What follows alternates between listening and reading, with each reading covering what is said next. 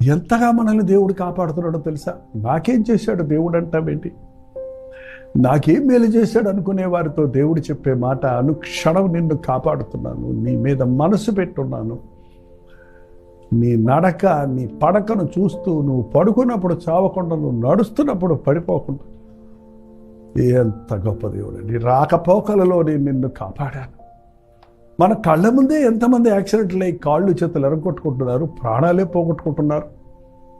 మీకు ఈ సంవత్సరం అంతా ఒక్క యాక్సిడెంట్ కూడా జరగలేదంటే అది గుర్తు చేసుకొని దేవుడిని స్తుతించొద్దా?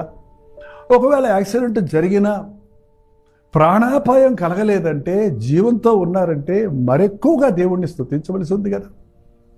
లెక్కలు వేసుకోవటం అంటే అవండి మన లెక్కలు.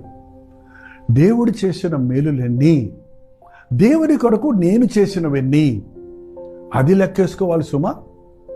మానవుడు గెట్ ఫర్గెట్ అట. ఇయ్యి అంటూ ఏమిచ్చావు నాకు అని అడుగుతాడు.